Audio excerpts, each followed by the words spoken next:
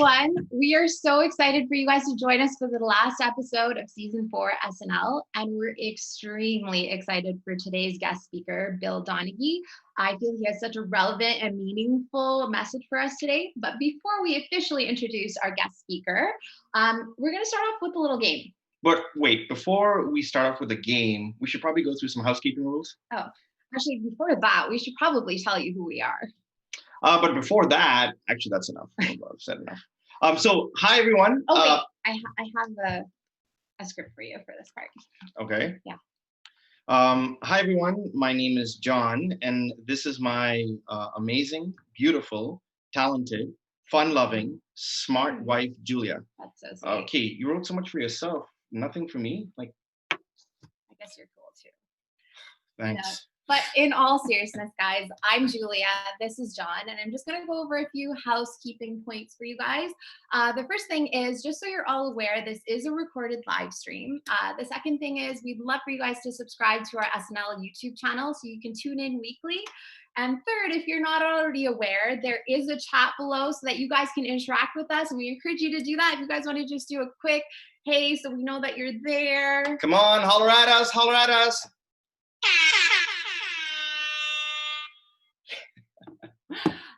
So we really encourage you guys to use the chat below and ask any types of questions you guys might have for Bill Donaghy, because at the end of this, we're going to have some time to do a Q&A, and we'll make sure to try to get through as many questions as we can, depending on time. But please do use this chat and work with us, and we're looking forward to hearing your questions.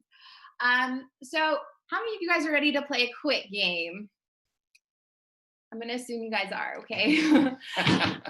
Okay.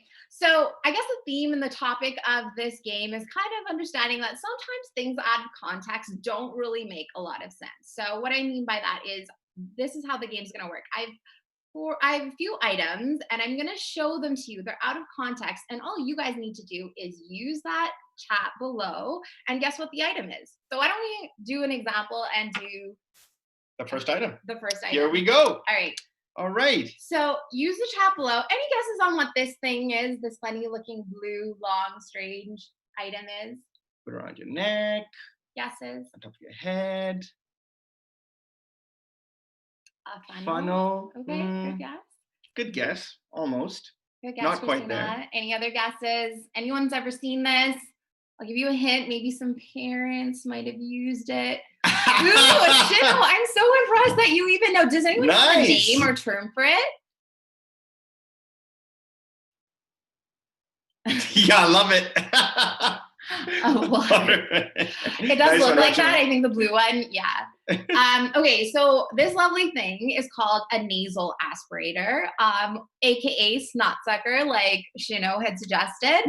So I know it sounds really gross, but honestly, it's a saving grace for new parents. Yeah. You basically stick this up the baby's nose and suck out the snot, and they're able to breathe better when they're sick. It's actually wonderful, highly suggested. Okay, why don't we try another one? I know that was a little tricky. Okay. What do you guys think this is? Any ideas on what this thing could be? It's out of context.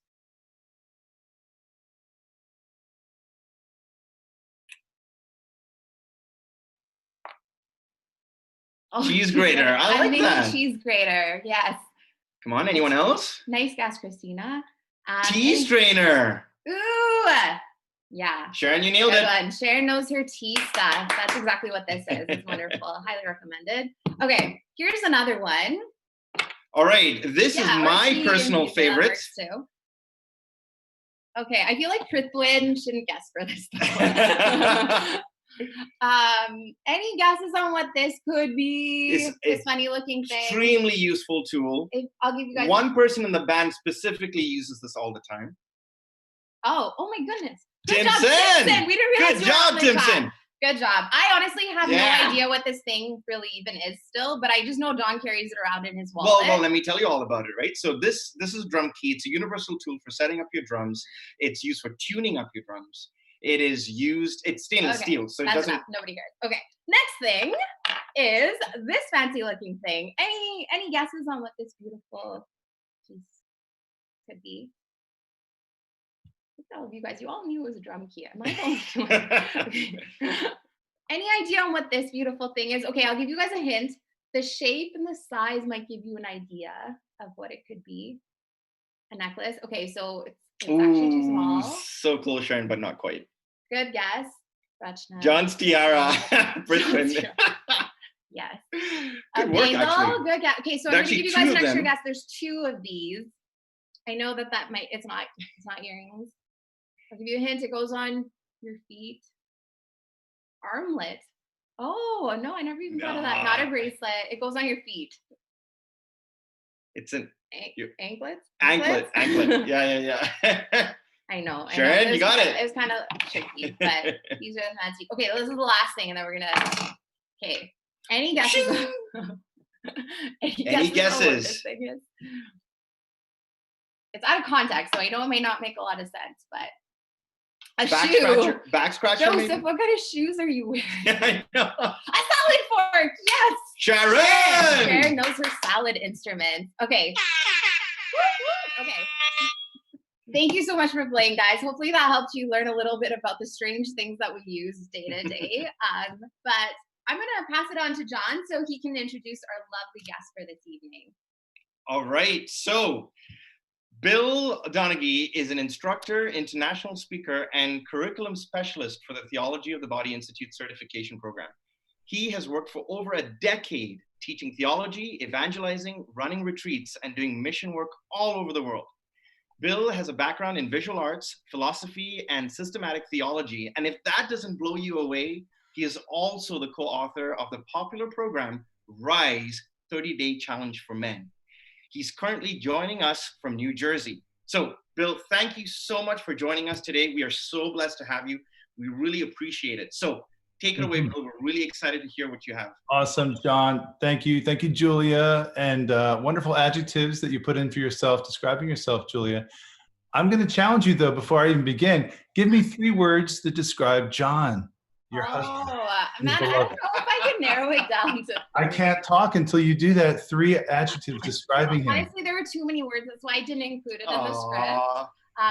But he's funny, he's thoughtful, and he's talented. I guess those are the first things. Awesome. All right. Little hug there. Well, thank you for having me. I'm really excited. Let me say, like the beginning there with the music, I was jumping. You guys, there's a lot of energy going on here. I'm really excited to be here. I'm excited for all the people who have tagged in to listen. So yes, I am outside of Philadelphia, actually. That's where we live, my wife and our 4 kids, and I will introduce through some pictures in a minute when I share screen. But right now we're off the coast of New Jersey. We are spending a couple days out in the sun on the beach, and I really got burned up today. It was great to get out after like 18 weeks of quarantine. But tonight, I'm not going to talk to you about the Jersey Shore and all of its beauty. I'm going to talk about St. John Paul II's Theology of the Body. So in the chat area, wherever, if you know what TOB is, Theology of the Body, if you've heard about it, just throw some thumbs up. Maybe throw a word out there that describes Theology of the Body for you. If you haven't heard about Theology of the Body, I hope to whet your appetite tonight and introduce you to it. So let me see if I can actually share screen. My share screen button's missing right now. So that was present before. Now I can't see it. I want to be able to show some slides, and the button is now MIA. So after all the hard work we did, John and Julia, before this live broadcast, there's no longer a share screen sign. So I don't know if I need to be co-host or not, but I don't need it. I can dive in. I'll look for that button if it does appear. So I have worked actually for over 2 decades teaching theology of the body. It has been a phenomenal journey. And John Paul II is my patron saint in so many ways.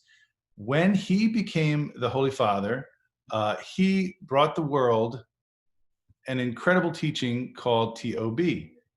And I think I just got dropped off the call. Wow, I think I'm gone. Do you hear me, anybody? Oof, I think it dropped. We can still hear you, Bill. Oh, you can? Okay, I can't see anymore. Yeah. So he brought a beautiful teaching called Theology of the Body to the world, and it couldn't have been more timely. In the wake of the sexual revolution, all kinds of stuff, attacks on the human person, we suddenly had this new pope, this Polish pope, bringing a teaching that revealed just what a miracle it is to be a human being, to be man, to be woman, to be called into the world to image God. And so his first teaching effort as Pope, when he was elected back in 1978, was to break open this theology of the body. It's kind of a funny phrase, right? When we hear theology of the body, I don't know if you think like, is this yoga? Is this some sort of spiritual yoga? What does this mean? We often in our faith think theology is spiritual, right? It's kind of over there. And body is, well, that's the biological part that's over here with like my hungers and my aches and my bad hair days and all that. And we think like the spiritual stuff is somehow like that's church over there. And then the other stuff is kind of over here, and they don't kind of connect. But that couldn't be the furthest from the truth. We are a theology of the body. Every one of us is sort of a visible presentation in the world of the great mystery that is God. God is love. He makes us in his image. He makes us to love. And so what John Paul II revealed to us is that when we live and move and breathe and dream and play and work in this world, somehow we're incarnating the mystery of the divine. And when you look at another human being, you're seeing in the flesh, in a very powerful way, this mystery of who God is. We are living in a culture right now where we're kind of missing this in so many ways. We're missing the fact that God's present here now. We think he's up in the clouds. We think the spiritual stuff is way out there. But the reality is like he's right in front of us. There's a great line from Les Mis. John, Julia, I don't know if you're Les Miserables fans, but, and I won't sing it, but the very last line of the incredible Broadway musical, Les Miserables. Like, do you remember what it was? Do you remember the last line if you've ever seen it? I haven't. I'm so sorry. Oh man, come on. To love another person is to see the face of God. It's this climactic finish to this epic Broadway musical. To love another person is to see the face of God. So when we do that, we're seeing and living the theology of the body. Now, here we are in a culture right now so fractured, so broken. And I don't mean just all the political turmoil that's happening maybe down here in the States. I don't know if Canada has any issues in politics. I don't mean like all the friction between peoples. It's the masks that we're putting on, not just to protect ourselves from COVID-19, but our fears of actually being seen and known. But right now, we more than ever need to see the other person, not be afraid of them, right? Not just because of some pandemic right now, that's sort of an outlier.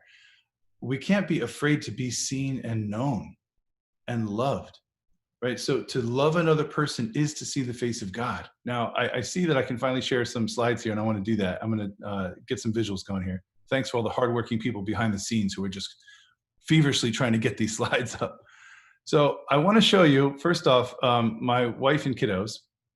Rebecca and I have been married for 17 years in 1 week. This is me before gray hair.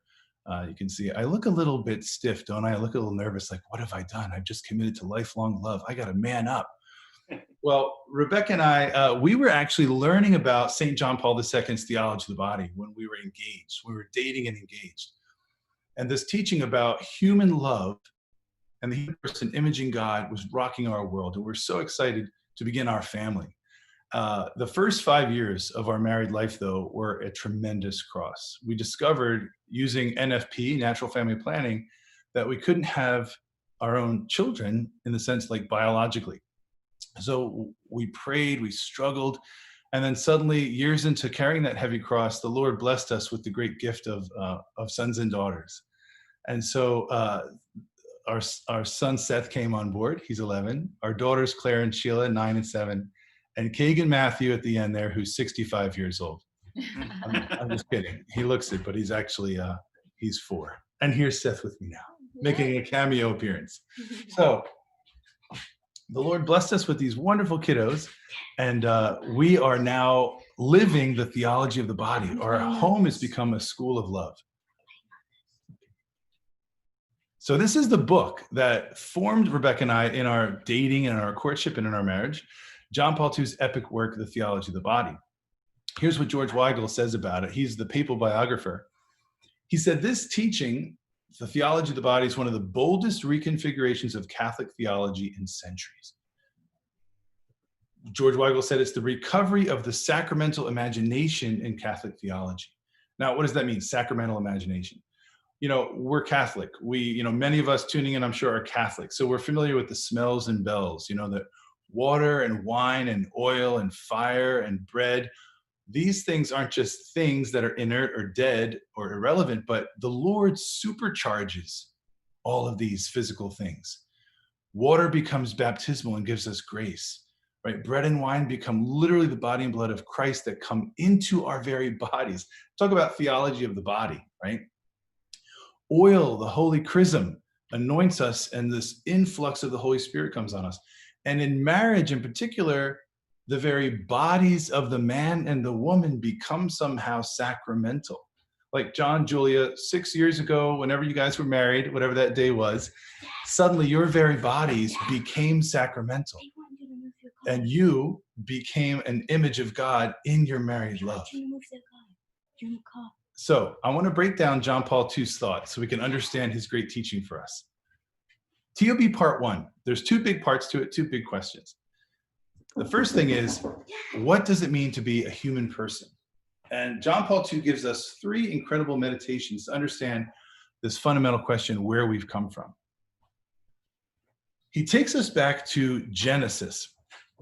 Genesis is the beginning, right? Oh, I'm sorry. I have to, this, you can't get more live than this. I have to move a car. Seth, can you give this to him?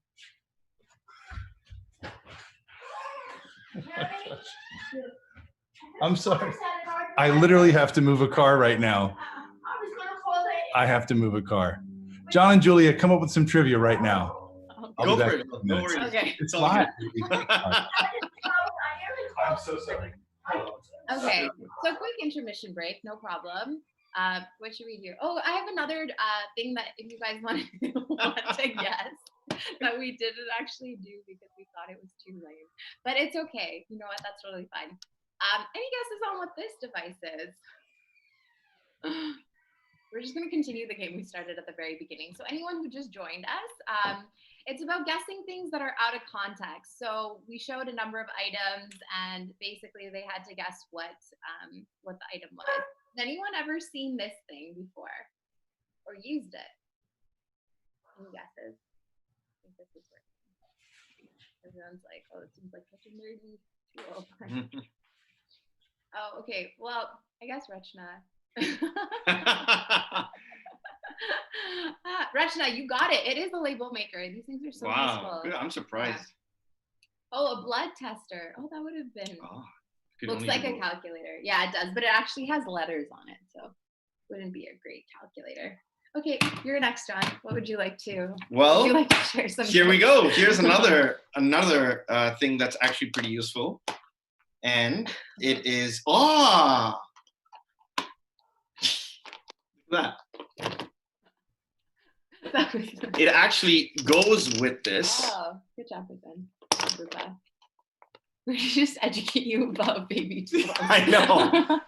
For those preparing to have children, well, these are very useful things. So let us explain how the snot sucker works in further detail. So what you actually do is you stuff a few of these drops up your kid's nose. Yeah. And it softens up.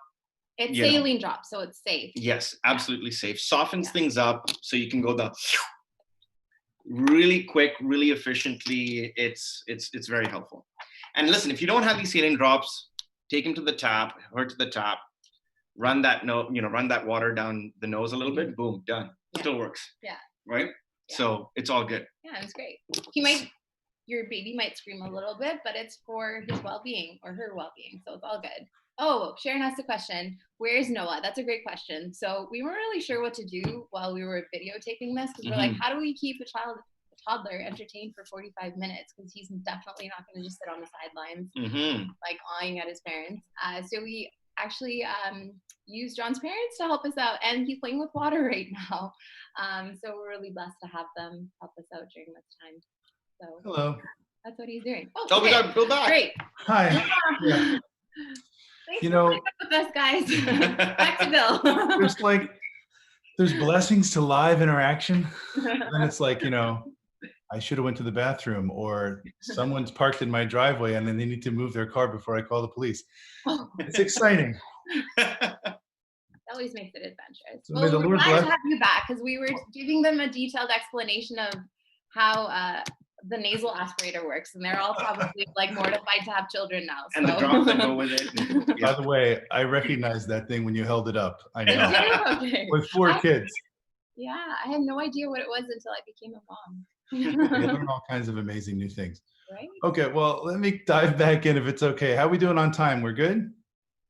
I think so. I think we're okay. I think we've got what? Yeah, I think we still have, I want to say 10 minutes.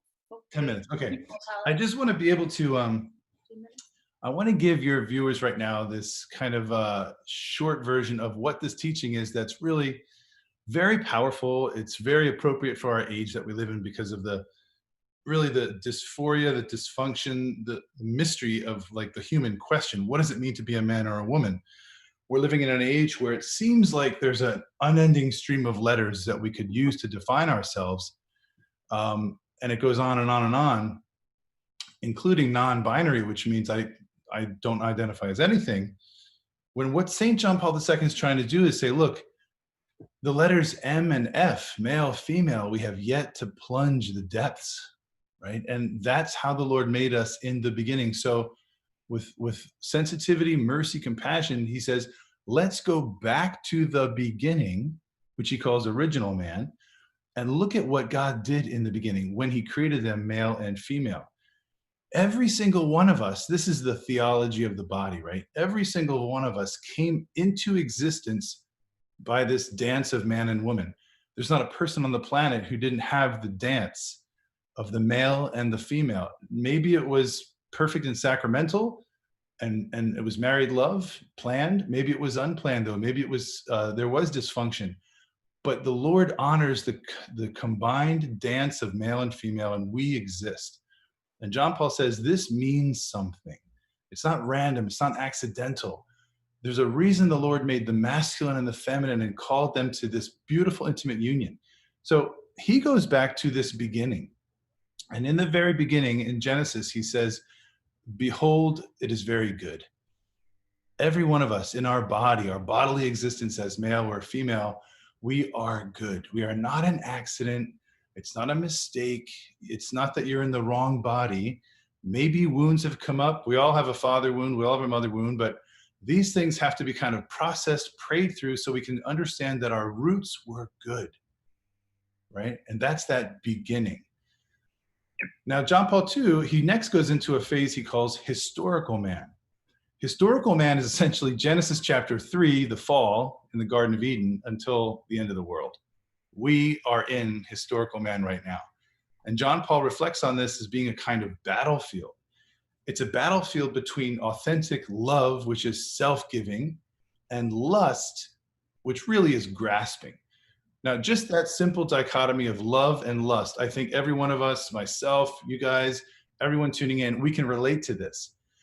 It's not just a sexual lust either. We all have a sometimes disordered desire for power or pleasure or popularity, whatever it might be. And so John Paul reflects in the historical period that our hearts are battlefields, right? Every day you wake up, there's this temptation to either grasp and use something or someone for yourself, or to feel this sort of whisper, this kind of sea breeze from heaven saying, become a gift, love, love. And that's really the roadmap that John Paul II lays out for all of us. Human life is a gift. Every person you encounter is a gift. And if you live this paradigm of gift, there's going to be grace. Look at our culture right now. Are we living the paradigm of gift? Or are we seeing other people as obstacles, or maybe just opportunities for me somehow to like grow richer, get more pleasure, get more power? If we understand gift, it rocks your world. You know, it changes everything. Everything is a gift. Everything is a gift. Now, the gift that the Lord gifts us in other people, in the gift of our own life, in all creation, right? All creation is also sacramental. The water, the bread, the wine, the sunrise, the ocean waves I experienced this morning, the cry of a gull, a baby cooing, everything that comes to us is also a gift. All of it is calling us back to this original source. So John Paul II, he finishes his meditations on our identity with glorified man. He calls it eschatological man, which means man and woman in the end. Where are we going? Where is this crazy ache and hunger and thirst in our hearts leading us to? It's clear in historical man that we're never satisfied, right? It's never enough.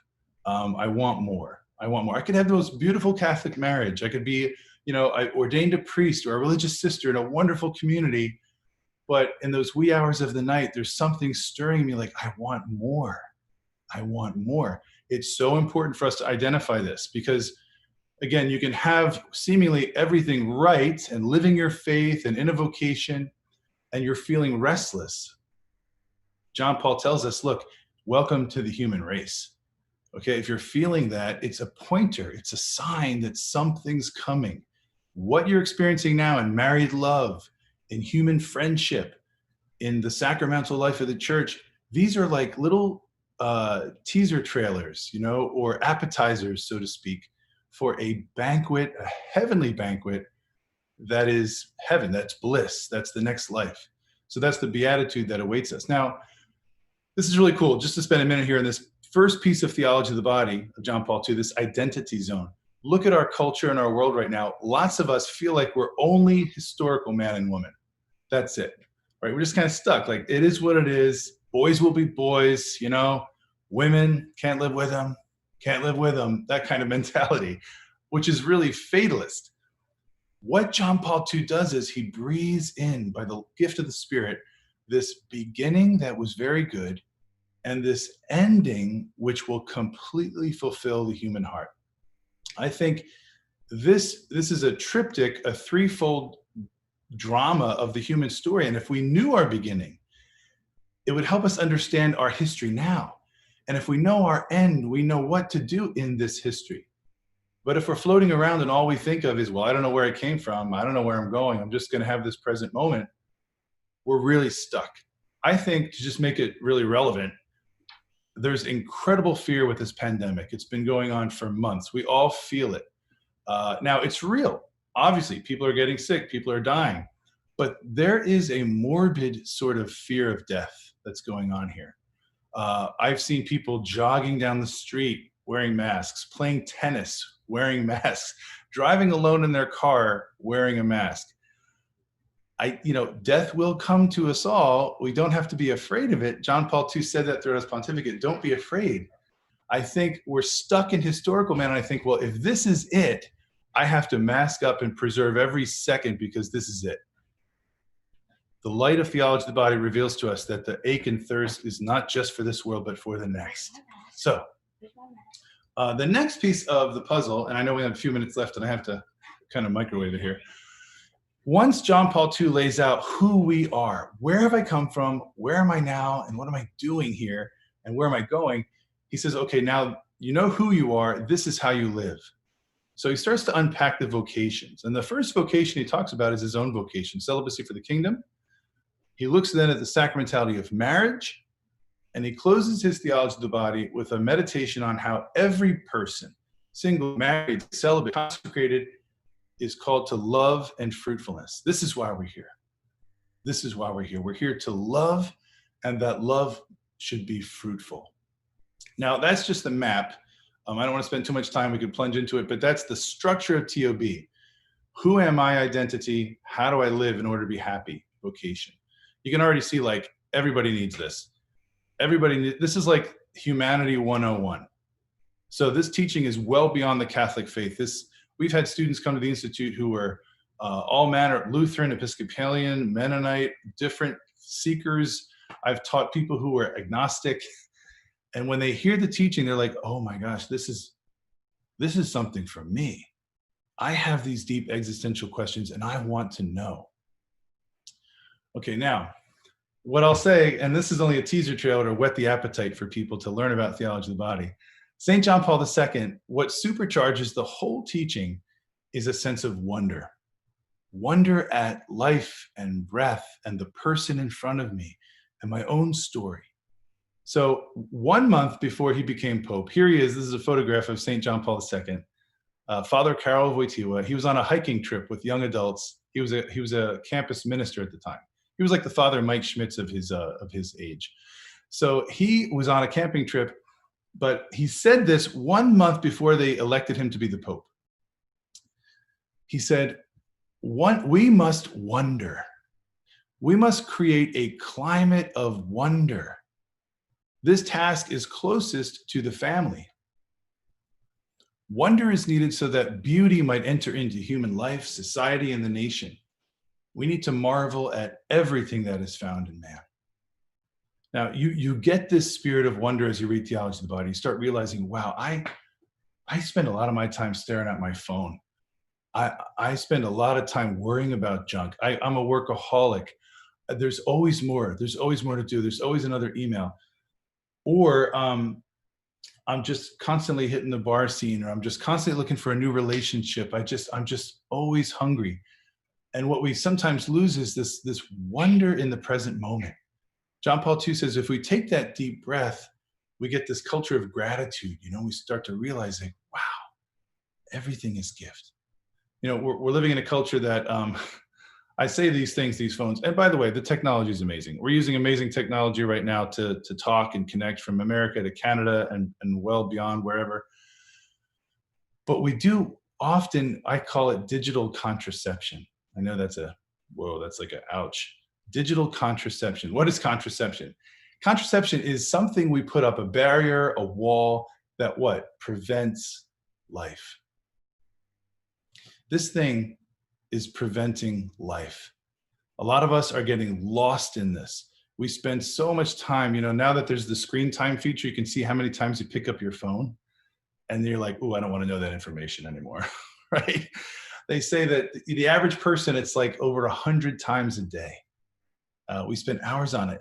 Sometimes we're walking the dog, we're passing through a park, we're walking through a store, and we're missing the scent of the day. What does it feel like outside today? Who did I just walk past? St. John Paul II's whole life was full of human encounters and interactions, and he loved it because he saw God in others and in everything. It's a little bit of an invitation into this deep question, right? What do I want? If we are always on, we never have silence. Silence is a little bit scary, right? The quiet time is a little bit scary, but silence and quiet allow us to understand our inner ache. It's the pregnant pause, it's like those moments when you're standing in the shower and all of a sudden you get the idea for something, or in the wee hours of the morning when you wake up, it's quiet and you're like, oh, I know how to answer that problem. But when we always have the static on, always have the radio on, always have the feed that we're flicking through, we miss the quiet moment. John Paul II's entire Theology of the Body was born in the quiet. He composed it in the presence of the Blessed Sacrament in his chapel. It took him about 4 years to write, and then he unleashed it on the world. So I want to encourage our listeners, wherever you are, whoever you are, wherever you're tuning in, I really want you to dive in. We're going to throw some resources maybe at you at the end of this interview, but I want to encourage you, here's a time of isolation and quarantine. This could be fruitful. This could be incredibly fruitful if we step back and allow ourselves to ask the deep questions. Who am I? Why am I here? Where am I going? Okay, if we have a few more minutes, do we have much time? John, Julia, how much time do we have? I think we have to start our Q&A. Okay. Can I throw one quote at you? Yes. Go for it. Yeah. Okay.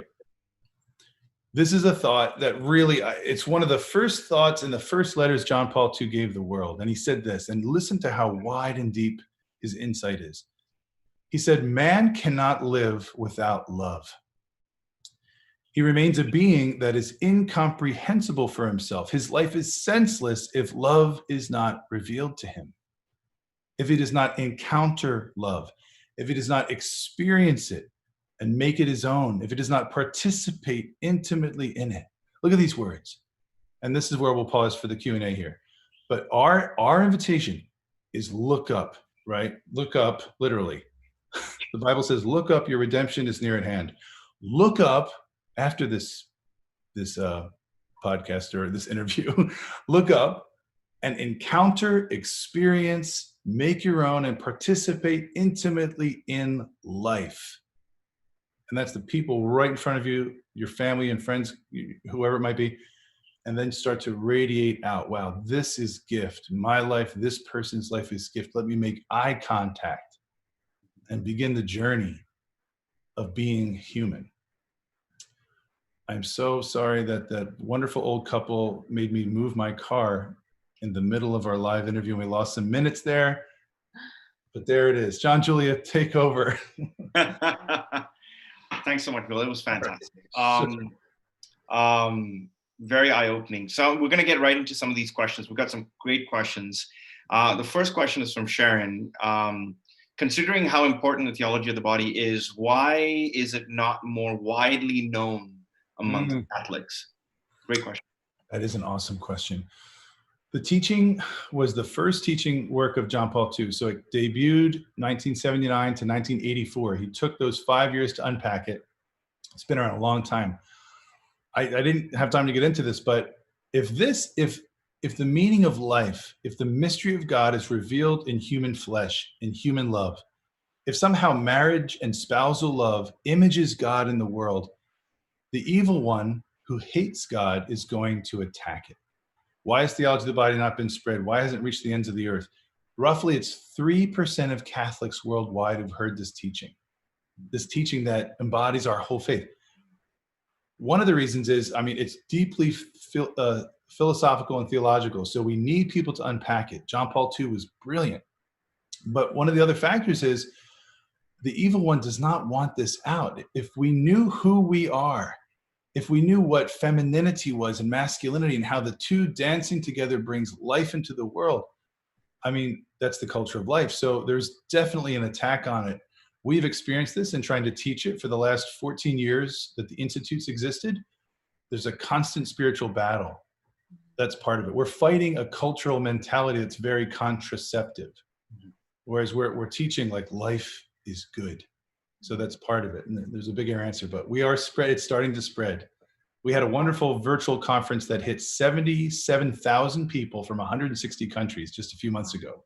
That's amazing. And praise God, because of the pandemic, we had to do a virtual conference, but it went to the ends of the earth, literally.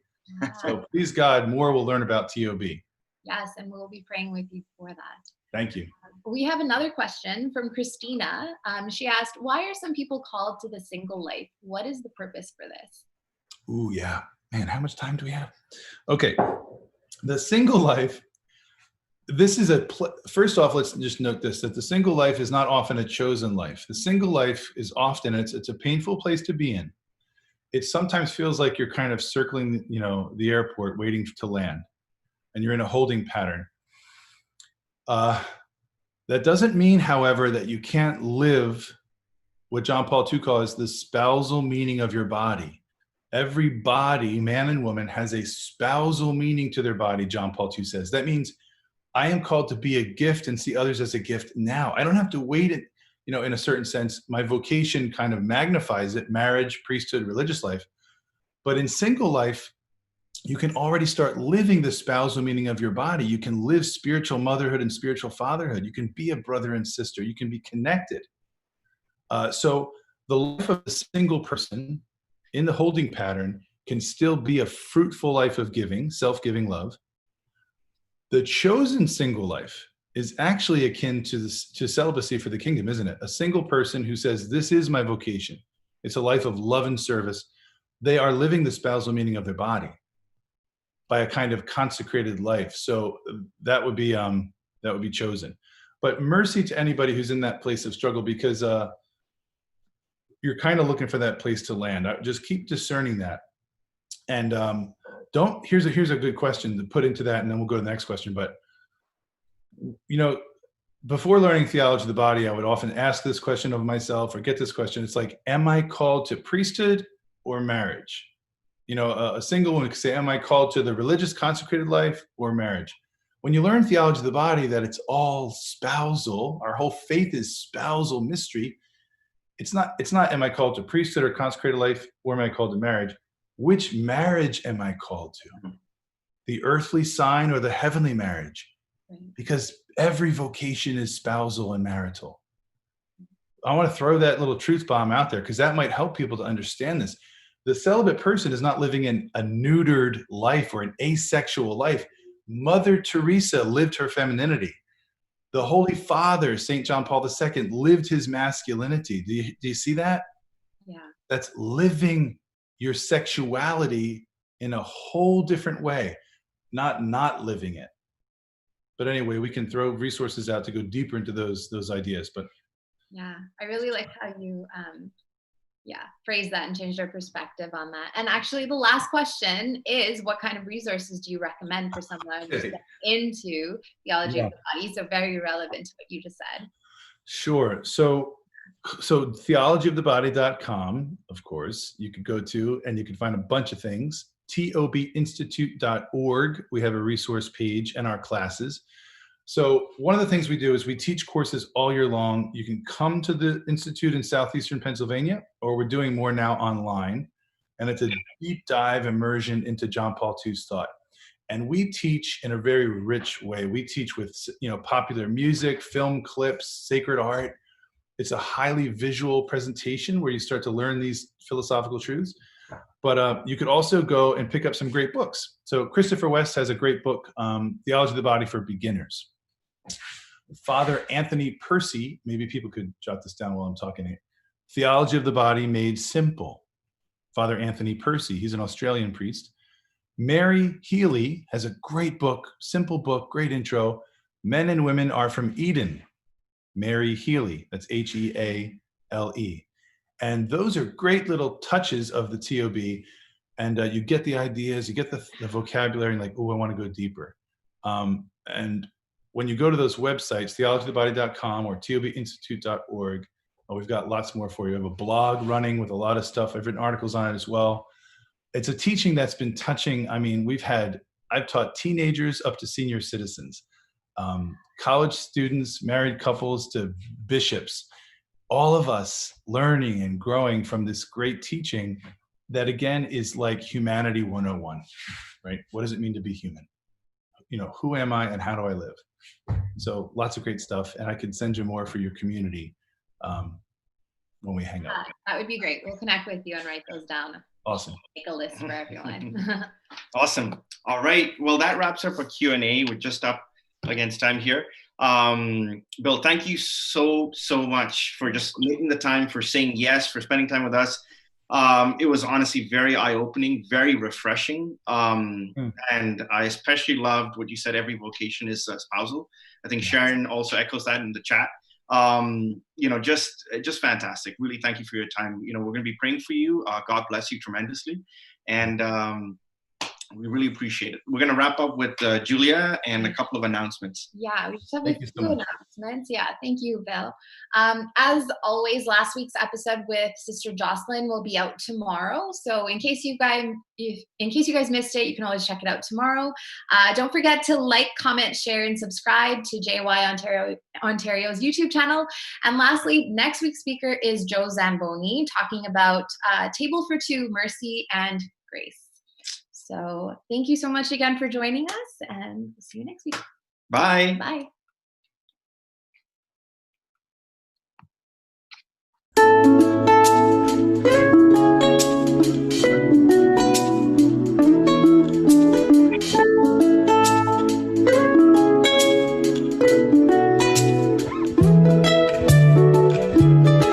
Have you noticed how the world perceives a man?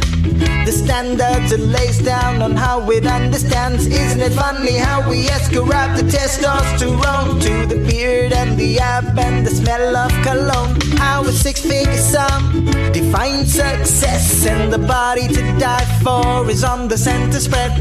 To hold the credits of the women one has changed. Profanity and jargon, latest gadget upgrade. Have you noticed how the world attributes the qualities of manhood to those who abuse authority, power, money, and